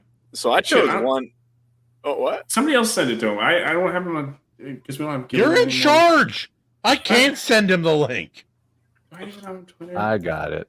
You guys keep talking. I chose a classic from my childhood. It's from one of my favorite series of films from a famed actor Jim Varney. A little feel good flick called Ernest Goes to Camp, Yes. and it's a little tongue in cheek because the movie's pretty campy. Yeah, tongue in cheek. It's This guy's great, like, I'm man. going to Ernest Con down in. I legit Kentucky. might be going to ErnestCon next year. No, you're not. I got a couple- That's not a thing. I got a couple friends. Actually, one of them is also a Marine, and he really wants to go to ErnestCon. I was like, I might be down. We'll see how my work schedule works out. He sounds like a down, Chonga. we'll drive down to Kentucky. A Chonga? What's that mean? Chonga. He'll know what it means. All right. I'll break I it want to down. go to ErnestCon now, though. I didn't even know that was a thing. I don't know why Iron it Seas surprises trip, let's me that it go! was. Yeah. Trolls. You ever see that movie? Trolls? with Trolls. Ernest, I think. Trolls. Yeah, no, it's Trolls 2, I think. Trolls. Ernest? I think it's the Ernest guy. Yeah. What? Yeah. He died before Anyways, the- I'm picking Chad, is this real? Dazed and Confused. Ooh, That's a good movie too. It's Is not as it? good as it's not as horrible as my pick, but it is a worthy pick. Can I We throw always a- pick good movies. Now, so we don't always pick good movies, and I'm going to prove it here. I'm going to prove something here and now. They have all picked reasonable summer movies, so to say. I want to make them watch the worst summer movie I can imagine. High School Musical 2. Yes. There we go. Something was playing. Couldn't hear it. Okay. I know, all right. it's too We quiet, hear too shit. quiet. All right. We're gonna watch. I'm gonna force Justin to watch a Disney musical at normal freaking speed, You can't make me. You can't make me do it at normal speed. You can't. dude. It will be worse at higher speeds. That's how. That's why you have have you to. watched any TikTok? Don't you know he can just time travel? Right. Hello, Mr. Peterson. Mr. Peterson. Welcome to the show. We have a really big guest on the podcast. Is this bed made? You know what? And I'm telling you guys that you really shouldn't listen to Kahuna here. I mean, he goes around calling himself the ultimate Kahuna, which is quite preposterous. But the thing is, you should never take advice from a man who's got that kind of weird beard, and has this weird curly hair and doesn't clean his damn room. Clean your room. You can't tell me what to do, Dr. Peterson. Actually, I am yes. Yes, I I'm can. perfect the way I am. Yes, I am I all can. that is man. I can certainly tell you what to do, Bucko. I have a PhD. Oh, He's not lying. He's You better not. listen to him. Get down and eat some meat, Kuna. it's not trivial. I didn't go to university all those years just to listen to some guy in this big messy room to tell me what to do. And I have studies that indicate all of this stuff. Frankly, Mr. Peterson, I'm not a narcissist because I only think about what I want. That doesn't make me a narcissist. That just makes me a good person. Yeah, but you go around calling yourself ultimate. I mean, come on. All right. Whoa. This crazy guy just came on. Oh, you're going to handle that. All right, Mr. Peterson, thank you for coming on the show. Real you quick, like- we're going to talk a little bit. You can hang around, Mr. Peterson. We like your company. Okay, but make sure You keep talking about this stuff, though. I'll tell you what. Okay, Can you tell them how the Marines are gay and why that's a psychological problem? well, that toupee you have on there is it's quite concerning. Kuna? So AC, he's got his comic right now, and it is highly recommended by us, of course. Multiple people too. Saga of Sunsets. I meant to get the link. Do you have the link real quick, or can you put it on? I It's can- probably because he has a nice clean bedroom, which you guys should all pay attention to. Yes, Does his goatee provide wisdom? Yes, it does. It does provide wisdom. There's a study on that. Most people that have goatees like that are known to be exceptional artists. It's part of the the left right brain makeup. Yeah, it won Comic Shop Wednesday, and there's an art contest live right now, and I've been going hard on appearing on people's shows to promote it and stuff. So anybody listening, go check that out at fundmycomic.com/ASOS. It's a pro family team of me and Luke Stone, and the story's packed with like Norse symbolism and real world history set in my own fantasy world. So And that's another thing. It's statistically been shown that people named Luke are exceptional artists. true. That is Yeah. And I bet you Luke cleans his room quite on a very consistent basis. Other studies show they're also very good as dying as disciples in the Bible. Other Yes. studies. And also, there's a higher number of chosen ones named Luke than other names. Guys, it's $25 for 70+ pages. Again, highly recommend. Beautiful there's a- art. Awesome There's a story. digital tier 2, so you don't have to wait for print if you don't want. Digital. Has that been peer reviewed? Yes, it has been peer reviewed. No, $10 for the digital set. So again, $5 highly more recommend. I gave it the old smell test, and it checked out just fine. But guys, you survived another night Check on the out Iron Justin- Seas. Check out These Justin are on the Island toughest seas Nights. on the best show around. And what we're going to say is, hail the Iron Seas, hail the Iron Age, Yeah. happy 4th of July, and God bless America, goddammit! I declare.